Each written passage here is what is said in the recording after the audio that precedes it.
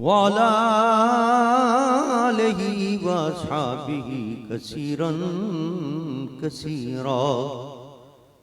अम्मा बाद फ़अऊज़ु बिल्लाहि मिनश शैतानिर रजीम। बिस्मिल्लाहिर रहमानिर रहीम। लक़द मन्नल्लाहु अलल मुअमिनीना इज़ बअस फ़ीहिम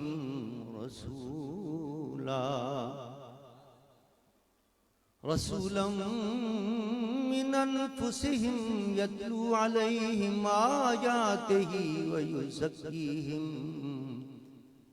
व युअल्लिमुहुमुल किताब वल हिकमा व इन कानू मिन क़ब्लु लफ़ी ज़लालिम मुबीन। सदक़ल्लाह व सदक़ रसूलुहुन नबियुल अमीनुल करीम व नहनु अला ज़ालिका लमिनश शाहिदीन वश्शाकिरीन वल्हम्दुलिल्लाहि रब्बिल आलमीन।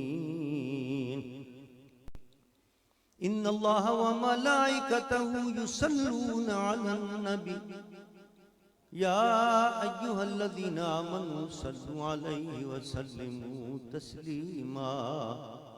अल्लाहुम्मा सल्लि अला सय्यिदिना व मौलाना मुहम्मद व अला आलि सय्यिदिना व मौलाना मुहम्मदिन बिअददि कुल्लि ज़र्रतिन मिअत अल्फ़ि मर्रा। अस्सलातु वस्सलामु अलैका या रसूलल्लाह। अस्सलातु वस्सलामु अलैका या हबीबल्लाह। अस्सलातु वस्सलामु अलैका या रहमतल लिल आलमीन व अला आलिका व अस्हाबिका या शफीअल मुज़निबीन। हम्दु सलात के बाद मुक़्तदर मशाइख़-ए-इज़ाम, वाजिबुल एहतराम उलमाए किराम और हाज़रीन महफ़िल, मुहिब्बी व मुख़लिसी जनाब हाफ़िज़ मोहम्मद जमील साहब काबिल मुबारकबाद हैं, जिन्होंने अपने साहबज़ादे की शादी के सिलसिले में ये मिलाद मुस्तफ़ा सल्लल्लाहु अलैहि वसल्लम की महफ़िल सजाई है। लोग तो शादियों पर कंसर्ट करते हैं और डांस के और रक़्स व सुरूद की महफिलें सजाते हैं, लेकिन जमील साहब काबिल मुबारकबाद हैं जिन्होंने मिलाद की महफिल सजाई। यकीनन इसकी बरकतें इनको भी मिलेंगी, इनके अहले खाना को भी मिलेंगी और नए शादीशुदा जोड़े को भी मिलेंगी इंशाअल्लाह। और फिर मिलाद की वैसी बरकतें होती हैं और मिलाद भी ऐसा कि जिसके अंदर खानवादे मुजद्दिदिया के चश्मो चराग हज़रत आगा पीर फज़ल रब्बी साहब दामद बरकातुहुल आलिया, हज़रत आगा पीर फज़ल रहमान साहब, आगा बदर आलम साहब, यकीनन उनको भी बरकतें मिलेंगी, उनके घर बार को भी। और जिस बच्चे की शादी हो रही है इंशाअल्लाह इस मिलाद की बरकतें अल्लाह उनको बेहतरीन जिंदगी अता फरमाएगा इंशाअल्लाह। हाज़िर मोहतरम, वक्त तो काफ़ी हो गया है, मैं सिर्फ मुख्तसर तौर पर इस आयत का एक ख़ास जो नुक्ता है वो आपकी खिदमत में अर्ज़ करता हूँ। अल्लाह ने फरमाया लक़द मन्नल्लाहु अलल मुमिनीना इज़ बअस फ़ीहिम रसूला। सुभान अल्लाह कह दें बुलंद आवाज़ से। मिलाद की महफिल है, मोहब्बत से बैठेंगे तो मज़ा आएगा, अल्लाह की रहमतें नाज़िल होंगी। बेशक अल्लाह ने एहसान अजीम फरमाया मोमिनों पर कि उनमें एक अज़मत वाला रसूल मबूस फरमा दिया। रसूलन मिन अनफुसिहिम यत्लू अलैहिम आयातिही व युज़क्कीहिम व युअल्लिमुहुमुल किताब वल हिकमा। उस आने वाले रसूल की शान ये है कि वो उन्हीं में से है उनको किताब और हिकमत की तालीम देता है, उनका तस्किया करता है, उनको पाक करने के लिए आया। व इनकानू मिन क़ब्लु लफ़ी ज़लालिम मुबीन। जबकि इस अज़मत वाले रसूल के आने से पहले वो लोग गुमराही के अंदर पड़े हुए थे, खुली गुमराही के थे। हमने अपने महबूब भेजा, महबूब के जरिए तुम सबको हिदायत अता फरमा दी। ये इस आयत का मुख्तसर सा मफ़हूम। अब यहां जो काबिल गौर बात है वो ये है कि यहां लफ्ज़ मन्ना लाया गया कुरान पाक के अंदर, और मन्ना के माना अरबी के अंदर आते हैं बहुत बड़ा एहसान किया, यानी अल्लाह के बहुत बड़े एहसान हैं हमारे ऊपर। अब ये जहन में सवाल पैदा होता है, किसी भी एहसान के लिए अल्लाह ने कुरान में ये नहीं फरमाया कि हमने बहुत बड़ा एहसान किया तुम्हें माँ बाप अता किए। अल्लाह माँ बाप जैसी दौलत कितनी बड़ी दौलत है, किस तरह वो बच्चों को पालते हैं, अपने बच्चे को, और किस तरह उसकी तरबियत करते हैं, कैसी कैसी मुसीबतें उठाते हैं माँ बाप। कितनी बड़ी नेमत है अल्लाह की, कितना बड़ा एहसान है अल्लाह का। लेकिन अल्लाह ने ये नहीं फरमाया हमने बहुत बड़ा एहसान किया तुम्हें माँ बाप अता किया। औलाद कितनी बड़ी नेमत है, औलाद अता की, लेकिन फिर नहीं फरमाया लक़द मन्ना, हमने तुम पर बहुत बड़ा एहसान किया तुम्हें औलाद अता की। ये वतन अता की अल्लाह ने, कितनी बड़ी नेमत है। वतन वो भी पाकिस्तान, कितने आराम और सुकून से हम यहाँ आए। जरा देखिए हिंदुस्तान के अंदर कैसे मुसलमानों पर जुल्म के पहाड़ तोड़े जा रहे हैं। अगर गोश्त लेके भी जाते हैं तो पकड़ के मारते हैं कि तो हमारी गौ माता गोश्त लेके जा रहे हैं। जी हाँ, जू पर कर दिया। और हम कैसे आराम से अल्हम्दुलिल्लाह नमाजी भी अदा कर रहे हैं, अपने क्या नाम है जितने अरकान है वो सब अरकान अदा कर रहे हैं, आराम और सुकून से रह रहे। कितना बड़ा अल्लाह का करम है, अल्लाह ने अजीम। लेकिन नहीं फरमाया कि हमने तुम पर बहुत बड़ा एहसान किया है, कि खिदमत तुम्हें अता किया है। कितने बड़े बड़े एहसान है, लेकिन किसी भी एहसान पर मन्ना नहीं फरमाया, और एहसान का इजहार नहीं फरमाया कि हमने तुम पर एहसान किया। लेकिन जब अपना महबूब अता किया तो फरमाया लक़द मन्नल्लाहु अलल मुमिनीन, हमने तुम पर बहुत बड़ा एहसान किया कि अपना महबूब अता किया। मौला ये वजह क्या है कि बड़े बड़े एहसान करने के बाद ये नहीं फरमाया कि हमने एहसान किया, और नबी को अता करने के बाद और हुजूर की तशरीफ आवरी पर, हुजूर की बेइज्जत पर आप फरमा रहे हैं कि हमने बहुत बड़ा एहसान किया। इसकी वजह क्या है? उलमा फरमाते हैं इसकी कई वजह है। पहली वजह तो यह है कि देखिए जितनी भी अल्लाह ने हम पर एहसानात किए हैं वो सारे एहसानात आरजी, वो सारे एहसानात आरजी, कोई मुस्तकिल वो जो नेमत अल्लाह की मुस्तकिल नहीं है। यानी क्या मतलब? देखिए ना, अल्लाह ताला ने हमें औलाद अता की है, माँ बाप अता किए हैं, दौलत अता की है, लेकिन ये सबसे आरजी है। क्या मतलब? जब आप कब्र में जाएंगे तो ये सब की सब नेमतें ही रह जाएंगी, कोई आपके साथ कब्र में नहीं जाएगी। ना औलाद जाएगी, ना माल और दौलत जाएगा, न क्या नाम ये कार और कोठी और बंगले दिए वो साथ जाएंगे आपके, न जनाब माँ बाप साथ जाएंगे, न दो साहब, ये सब नेमत है अल्लाह की, कोई साथ नहीं जाएगा। लक़द मन्ना कह के अल्लाह ने ये फरमा दिया, नेमतें तो मैंने बहुत अता की हैं तुम्हें, लेकिन ये सारी नेमतें आरज़ी हैं, ये सब दुनिया के अंदर तुम्हारा साथ छोड़ जाएंगी। लेकिन एक नेमत मैंने अता ऐसी की है जो दुनिया में भी तुम्हारे साथ होगी, कब्र में जाओगे वहां भी तुम्हारे साथ होगी, हशर में जाओगे तो वहां भी तुम्हारे साथ होगी।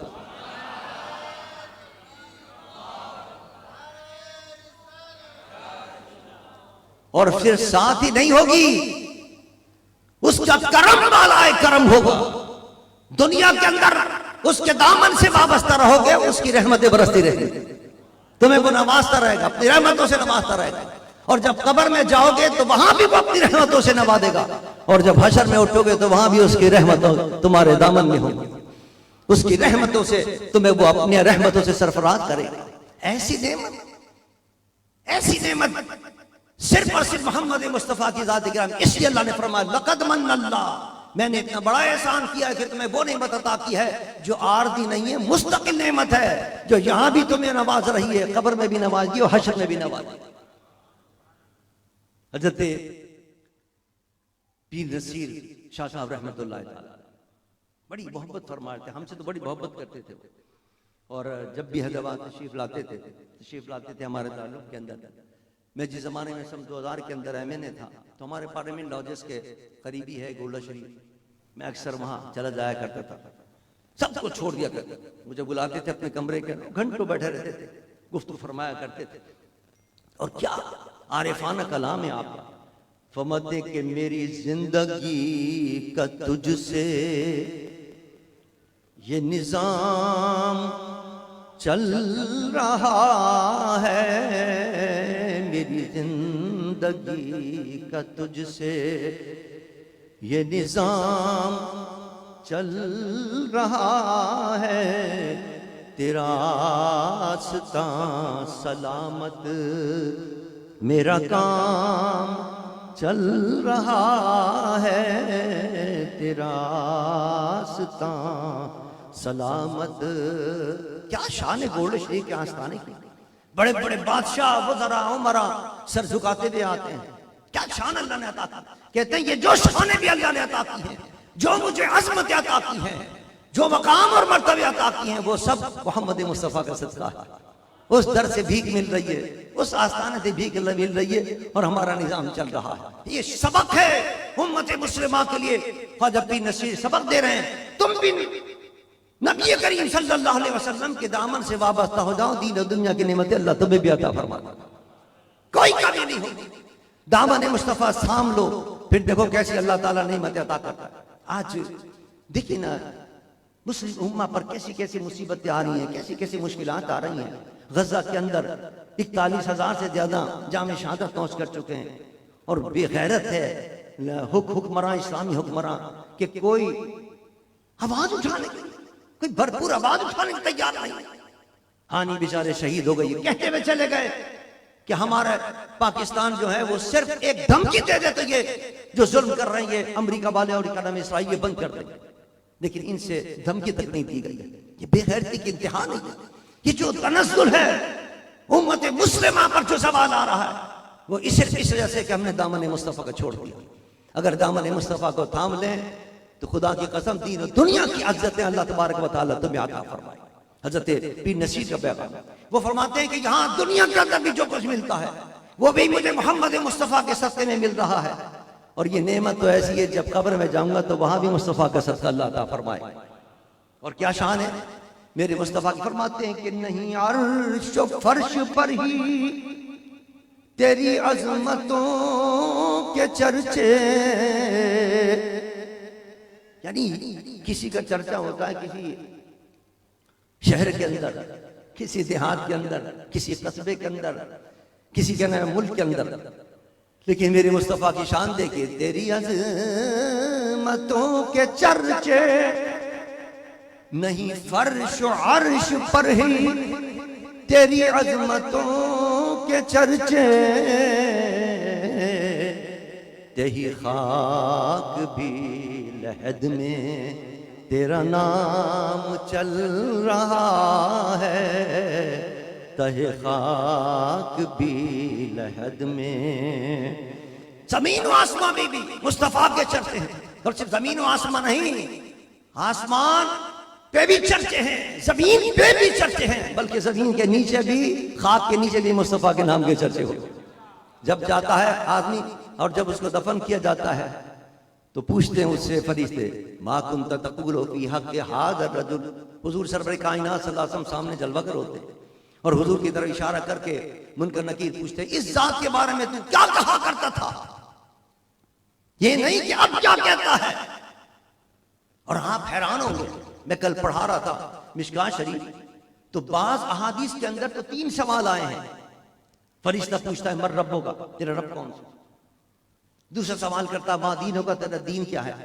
और फिर तीसरा सवाल करता है मा कुंत तक़ूलु फी हक़्क़ि हाज़ा रजुल, इस जात के बारे में तू क्या कहा करता था।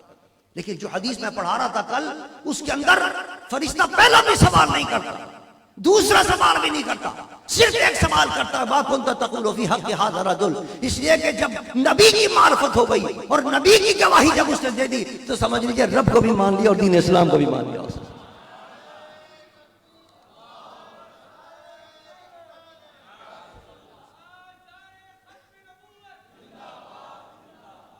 यानी इन तीनों सवालों में से सबसे अहम सवाल मोहम्मद मुस्तफ़ा सल्लल्लाहु अलैहि वसल्लम की मार्फत।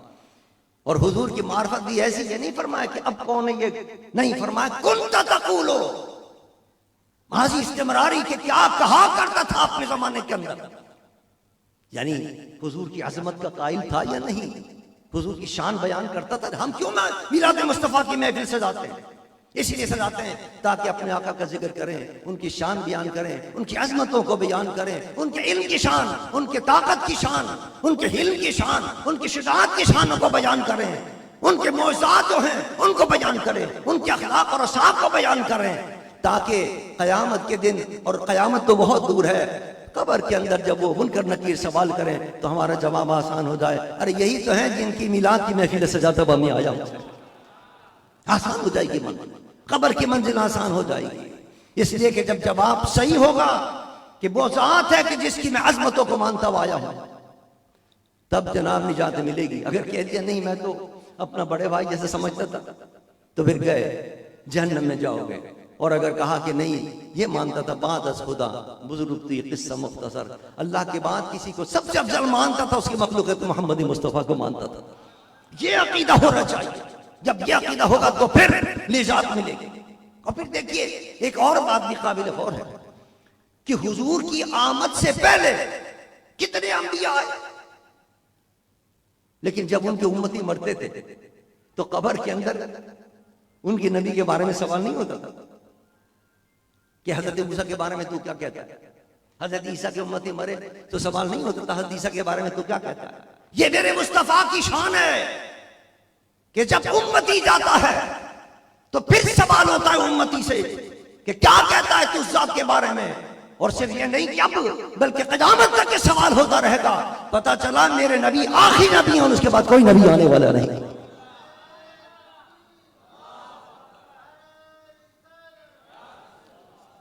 और नबी की खत्म नबुव्वत तो ऐसी चीज है जिसको बच्चा बच्चा जानता है, जिसको शजर हजर भी जानते हैं।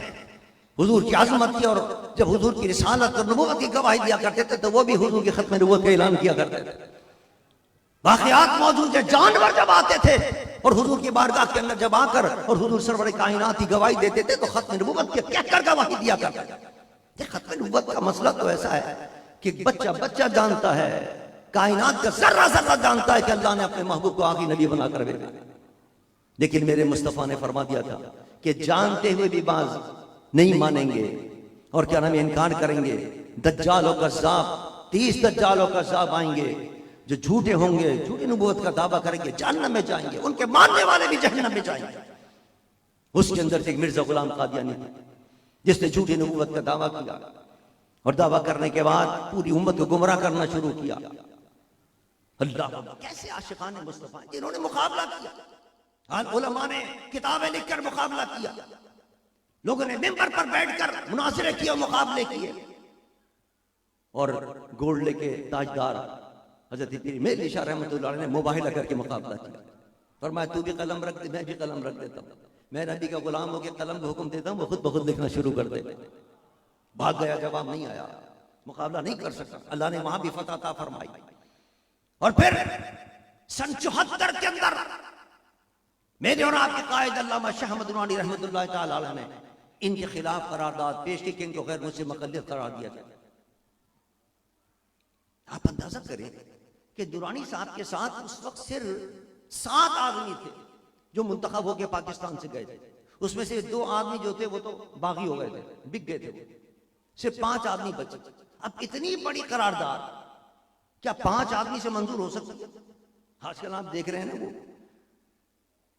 असेंबली में चक्कर चल रहा है, सीटों के सिलसिले के अंदर वो करारदाद कोई 5 करवाना चाह रहे हैं, इस्लाहात ला रहे हैं, कुछ क्या नाम है अदलिया के सिलसिले में, कहीं इसको पकड़ रहे हैं, कहीं उसको पकड़ रहे हैं, कहीं उसको धमकी दे रहे हैं, कहीं उसको लालच दे रहे हैं, फिर जाके बड़ी मुश्किल से वो अपना फिगर पूरे करेंगे। अब यहाँ कोई धमकी देने वाला नहीं या कोई लालच नहीं थी, लेकिन कायदे मिल्लत इस्लामी की हिकमत देखिए और एतमाद कैसा था लोगों को। जब आप करारदाद लेकर तमाम लोगों के पास गए, दीगर मसाले के लोग तो जाहिर बात है इस्लाम को मानने वाले थे, मुसलमान थे, उन्होंने तो फौरन साथ दिया नूरानी साहब का। लेकिन जो सेकुलर लोग थे उनके बाद जब गए नूरानी साहब की रहमतुल्लाह अलैह, वली खां उस जमाने के अंदर मेंबर था, उनके बाद नूरानी साहब करारदाद देके गए, कादियानी गैर मुस्लिम मकल करार देने, उसने बगैर देखे दस्तखत करना शुरू किया। नूरानी साहब ने कहा देख तो लो मैं किस चीज पे दस्तखत कर रहा हूं, पढ़ तो लो। वली खां के अल्फाज है, नूरानी हमें तुम पर अच्छा एतमाद है, हमें पढ़ने की जरूरत नहीं है, जिस पर तुम कहोगे हम आंख बंद करके दस्तखत कर देंगे। दस्तखत कर दी उन्होंने।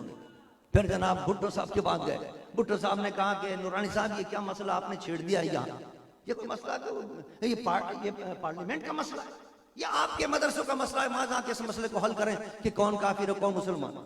लेकिन किस हिकमत से नूरानी साहब ने समझाया, फरमाया देखो अगर इस वक्त कोई खड़ा होकर ऐलान करे कि मैं पाकिस्तान का वजीर आजम हूं, तो भुट्टो साहब आप क्या सुलूक करेंगे उसके साथ? भुट्टो साहब ने कहा, जुल्फ़िकार भुट्टो साहब ने उसको फांसी पर टांग दो, वजीर आजम तो मैं हूं, ये कहता झूठा वजीर आजम होने का दावा कर रहा है। नूरानी साहब ने फरमाया जब अल्लाह ने आपको एक ओहदा दिया है और कोई झूठा दावा करे ओहदे का, आपको अगर गवारा नहीं है, तो मेरे और आपके आका को भी अल्लाह ने खत्म नबूवत का एक ओहदा अता किया है। अगर कोई दूसरा नबूवत का दावा करेगा ना आपको कबूल होना चाहिए ना मुझे कबूल होना चाहिए। बात समझ में आ गई? उन्होंने कहा अच्छा ठीक है मैं ताउन करूंगा आपके साथ। याह्या बख्तियार को भी लगा दिया, अच्छा जी पीरजादा को भी लगा दिया, सबने मिलकर माशाअल्लाह ताउन किया और सन 74 के अंदर अल्हम्दुलिल्लाह इनको गैर मुस्लिम मकल करार दिया गया।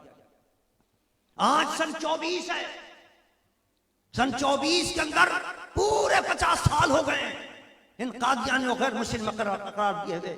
इस 50 साल का पूरी दुनिया के अंदर अल्हम्दुलिल्लाह आशिकाने मुस्तफा गोल्डन जुबली मना रहे हैं, खुशियां मना रहे हैं।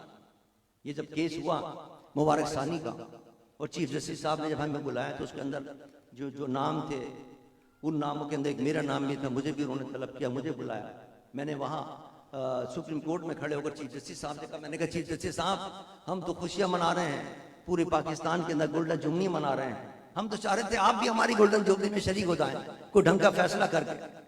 मुझसे पूछने लगे ये किस चीज की गोल्डन जुबली है? मुझे ताज्जुब तो हुआ कि चीफ जस्टिस हो गए, उनको पता नहीं है, या हो सकता है तजाहुल आरिफाना हो पता हो, फिर वो पूछ रहे हों यानी किस चीज की आप ये गोल्डन जुबली मना रहे। मैंने कहा सन 74 के अंदर मेरे कायद ने इनको गैर मुस्लिम करार दिलवाया था, करारदाद उन्होंने पेश की थी। ये दूसरी बात है तमाम मसाले के लोग और तमाम जितने तबके फिक्र के लोग थे सबने उनके साथ ताउन किया और बिल इत्तेफाक उनको गैर मुस्लिम मकलियत करार दिया था 74 के अंदर। आज सन 24 के अंदर 50 साल हो गए हैं, उसकी हम खुशी मना रहे हैं। हम नहीं पूरे दुनिया के अंदर मुसलमान उसका गोल्डन जुबली मना रहे हैं।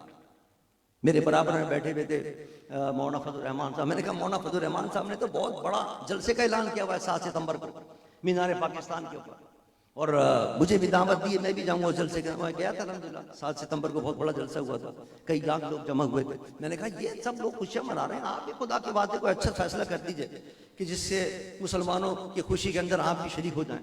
अल्हम्दुलिल्लाह काफ़ी देर उनसे गुफ्तगू हुई, हमने उन्होंने कहा हमने बुलाया आपको इसलिए, आप बताइए हमारी रहबरी कीजिए, हमें बताइए कि हम क्या फैसले के अंदर अपनी तब्दीली करें। मैंने कहा सिर्फ 42 माना आपका पैराग्राफ ऐसा नहीं जिस पर इतराज, वो तो बहुत ही खतरनाक है।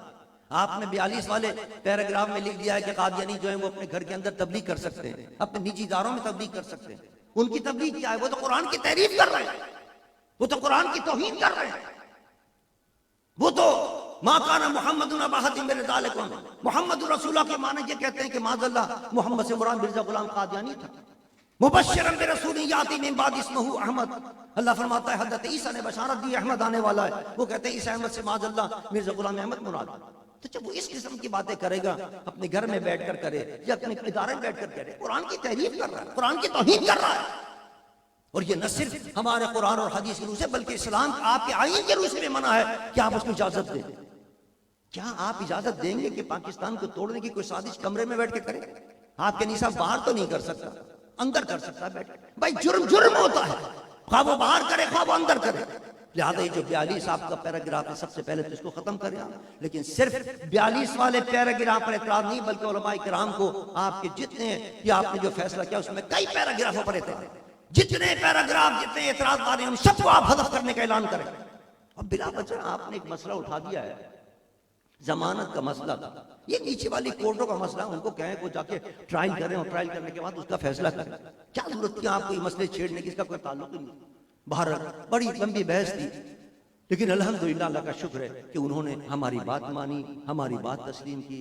ये दूसरी बात है कि वो क्या नाम है, हर एक को झड़प देते हैं और हर एक को बड़े जो हमारे वकला थे वो बड़े नाराज थे कि साहब ये तो किसी से सीधे वो बातें नहीं करता, लेकिन उलमा से तो बड़े अदब से बात कर रहे थे, बड़े एहतराम से बात कर रहे थे। मैंने कहा ये सब हुजूर का मौइज़ा है, खत्म नबूवत का मौइज़ा है कि वो शख्स कि जो जिसके तकब्बुर को की वजह से लोग परेशान हैं, आज अज़मत मुस्तफ़ा के आगे उनकी गर्दन भी झुकी हुई है।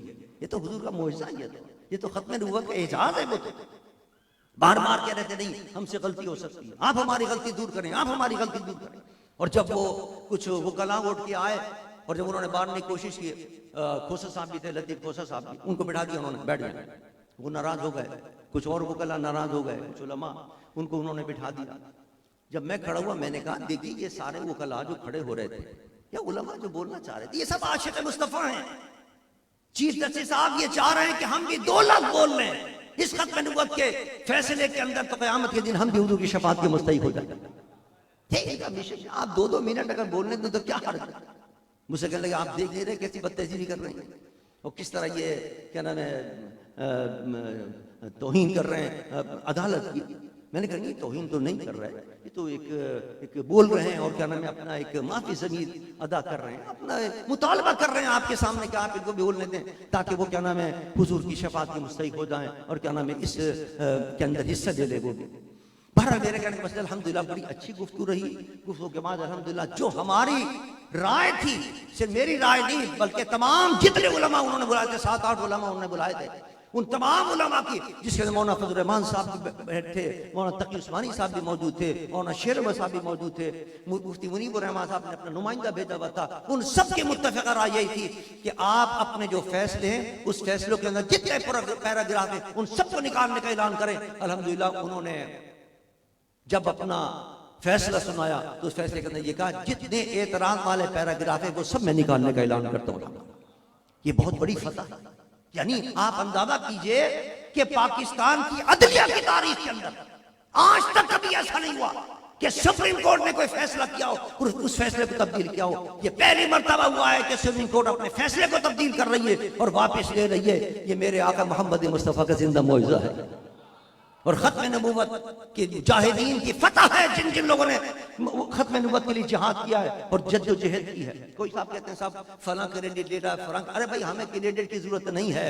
जिस कारकुन ने भी अगर खत्म नबूवत के लिए एहतजाज किया, आवाज उठाई है, हाँ कोई वो आम कारकुन हो, हाँ वो किसी तंजीम का अहदेदार हो, हाँ वो किसी तंजीम का सरबराह हो, जिसने भी इस जद्दोजहद के अंदर हिस्सा लिया, इंशाअल्लाह क़यामत के दिन वो सब हुजूर की शफ़ाअत के मुस्तहिक़ होंगे इंशाअल्लाह। इसलिए कि ये तो खत्म नबूवत का मामला कोई मामूली मसला नहीं है, बड़ी अजमत वाला मसला है। हुजूर की खास निगाहें करम होती है उन पर कि जो खत्म नबूवत के लिए आवाज उठाते हैं और जो खत्म नबूवत के खिलाफ बात करते हैं वो दुनिया और आखिरत में ज़लील और तबाह होते हैं। और मैंने सुनाई वह बात, आखिरी बात अर्ज करके अपनी बात खत्म करता हूँ। मैंने कहा चीफ जस्टिस साहब हम तो इसलिए आए ताकि आपको बताएं कि खत्म नबूवत का मसला कोई मामूली नहीं है। इसके लिए जो लोग हिमायत करते हैं उन पर अल्लाह की रहमतें नाज़िल होती हैं और जो खुदा न खास्ता खत्म के खिलाफ काम करते हैं वो दुनिया आखिरत में ज़लील हो जाते हैं। मैंने कहा मैं आपको एक वाक़या सुनाना चाहता हूँ। बड़ी अदालत के अंदर मैंने उनको एक वाक़या सुनाया। मैंने कहा पाकिस्तान का एक हुक्मरान था, उसका नाम था गुलाम मोहम्मद, गवर्नर जनरल गुलाम मोहम्मद। गवर्नर गुलाम मोहम्मद जनरल वो था कि जिसने जब खत्म नबूवत की तहरीक चली तो उसके अंदर उसने आशिकान मुस्तफ़ा पर गोलियां बरसाई, आशिकान मुस्तफ़ा का उसने कत्लेआम किया था। और जब वो मरा है तो उसने कहा कि मुझे मदीने मुनव्वरा के अंदर दफन किया जाए, जन्नतुल बकी के अंदर दफन किया जाए। चुनाचे वहाँ इंतजाम के लिए लोगों ने कोशिश करनी शुरू कर दी, हुकूमत की सतह पर कोशिश हुई। उनका भाई अभी तो काफ़ी देर लगेगी, उसको फिलहाल दफन कहीं ना कहीं कर देते हैं, जब वहाँ इंतजाम हो जाएगा फिर निकाल के उसको वहाँ ले जाएंगे। चुनाचे यहाँ एक ईसाइयों का कब्रिस्तान है, वहाँ उनको अमानतन दफन किया गया। गुलाम मोहम्मद वहाँ दफन हो गया। जब वहां इंतजाम हो गया जन्नतुल बकी के अंदर, रियाजुल जन्नत के अंदर जब इंतजाम हो गया कि जन्नतुल बकी में दफन किया जाएगा, यहाँ खबर आई, यहाँ बाकायदा फौजी पुलिस वाले तमाम इंतजाम से कब्र पे पहुंची। और जब कब्र को खोला है उसको ले जाने के लिए तो लोग कहते हैं कि उसकी कब्र पर एक बहुत बड़ा अजदहा था जो उसके जिस्म को डस रहा था।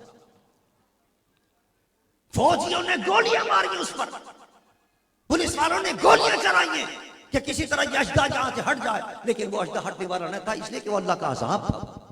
मैंने कहा चुनाचे उसको वहीं दफन कर दिया गया। आज भी वो ईसाइयों के कब्रिस्तान के अंदर दफन, मुसलमानों का कब्रिस्तान भी उसको नसीब नहीं हुआ, इसलिए कि उसने आशिकाने मुस्तफ़ा पर गोलियां बरसाई थी। खत्म नबूवत के खिलाफ उसने जनाब तहरीक चलाई थी और उसमें अपना ताकत इस्तेमाल की थी, अपनी हुकूमत का असर रसूख इस्तेमाल किया। मैंने कहा हम तो इसलिए आज आपके पास आए कि आपको बताएं कि आप खत्म नबूवत के हक में कोई फैसला दें, ताकि हमारे आपकी सबकी आक़िबत अल्लाह ताला दुरुस्त फरमाए, कब्र हमारी आपकी जो है वो जन्नत बन जाए। तो अज़ीज़ान मन अल्हम्दुलिल्लाह उसका असर हुआ उनके ऊपर, उन्होंने फैसला सही सुना दिया, अल्लाह का करम है, उसका एहसान है। बहुत अहम फैसला है, बड़ा लाजवाब फैसला आया अल्हम्दुलिल्लाह, लेकिन अभी खतरा टला नहीं, इसलिए कि उन्होंने हमसे वादा किया था कि हम चंद दिनों के अंदर इसका क्या नाम है तफसीली फैसला जारी करेंगे, लेकिन अभी तक तफसीली फैसला नहीं आया, इस हम इंतजार में।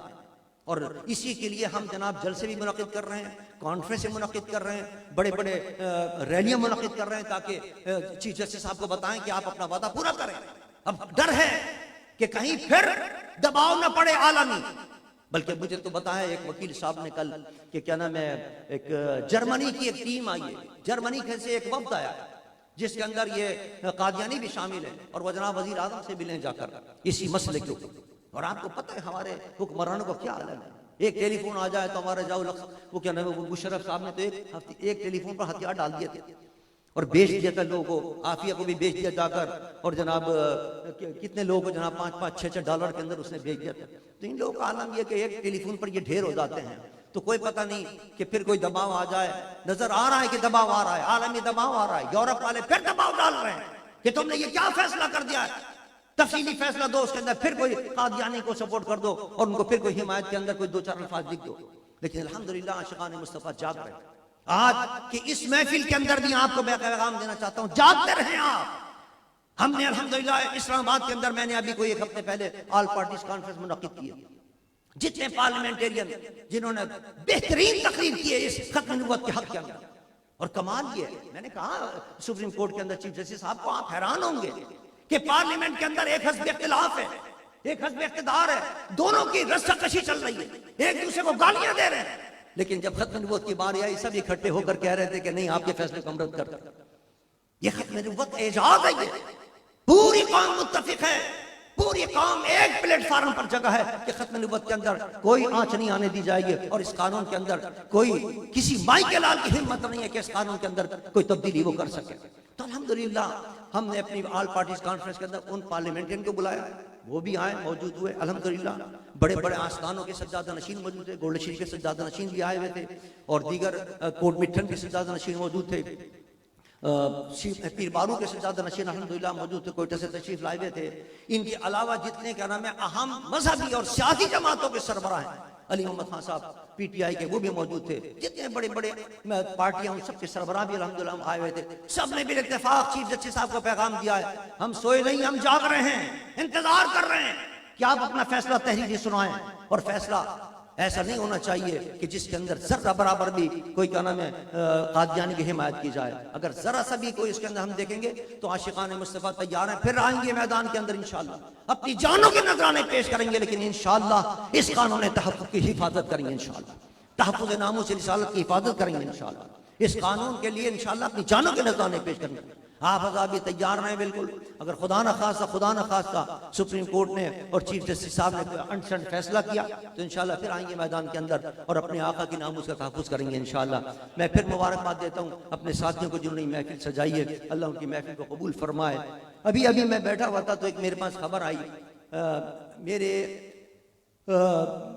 जद्द अमजद मुफ्ती आज़म मुफ्ती मज़ुल्लाह साहब रहमतुल्लाह तआला अलैह, उनकी पोती वहाँ अलीगढ़ में रहती थी। हजरत मुफ्ती आजम के जो बड़े साहबजादे थे उनका नाम था मुफ्ती मुशर्रफ साहब, उनकी साहबजादी थी ये, अलीगढ़ में उनका क़याम था। उनकी अभी अभी खबर आई है कि उनका इंतकाल हो गया। उनके लिए खुशी दुआ करें, बड़ी मुबारक रात अल्लाह ने उनको अता फरमाई है। मेरी मामूजात बहन थी, मुझसे बड़ी मोहब्बत करती थी। जब मैं हिंदुस्तान गया था दिल्ली के अंदर, उन्हीं के घर में ठहरा था। मोहम्मद मियाँ बहुत बड़े आलिम थे और बहुत बड़े आमिल भी थे, बहुत बड़े आमिल भी थे। उनकी बहन थी ये, और मुफ्ती मुशर्रफ साहब की साहबजादी थी। मुफ्ती आज़म हिंद मुफ्ती मज़ुल्लाह साहब रहमतुल्लाह अलैह की ये पोती थी वो, और मेरी मामूजात बहन थी। अभी उनका इंतकाल हुआ है, अभी हिंदुस्तान से खबर आई है। उनके लिए खुसूसी दुआ करें कि अल्लाह ताला उनकी बख्शिश फरमाए, उनकी मग़फ़िरत फरमाए। हज़रत दुआ फरमाएंगे, उनसे भी अर्ज़ करूँगा कि वो भी दुआ फरमाए कि अल्लाह उनको जन्नत में आला मकाम अता फरमाए। खुश नसीब है वो लोग कि जिनको रबीउल अव्वल का महीना मिला है। ये तो बरकत वाला महीना है। वैसे अल्लाह की रहमतें नाजिल होती हैं, तो मरने वाले पर तो इंशाअल्लाह अल्लाह की ज़्यादा रहमतें नाजिल होंगी। अल्लाह मुझे और आपको सबको हुजूर के तरीके पर चलने की तौफीक अता फरमाए। देखिए, मीलाद मुस्तफ़ा की इसमें कोई शक नहीं, ये भी खुशी है कि हम मीलाद मनाते हैं, इसमें कोई शक नहीं कि हम खुशी जो मनाते हैं इसका सवाब मिलता है और इससे अल्लाह का कुर्ब हासिल होता है। लेकिन जिस तरह हमारे हकीम ज़ुहैर साहब सल्लल्लाहु अलैहि फरमा रहे थे कि नमाज जो है वो सबसे अहम चीज़ है। हम अपने अहकामात इलाही को नज़रअंदाज कर रहे हैं, अल्लाह के जो अहकामात हैं उनको पसे-पुश डाल रहे हैं। जिन चीज़ों से मना किया गया है उनसे हम रुक नहीं रहे, जिनका हुक्म दिया है उन पर हम अमल नहीं कर रहे। अगर हमें सच्ची मोहब्बत है अपनी आका से तो आज अहद करके उठें कि जो मोबाइल हैं और ये जो कंप्यूटर हैं उनके अंदर हम वही चीज़ें देखेंगे जिससे अल्लाह के रसूल की रज़ा हासिल हो।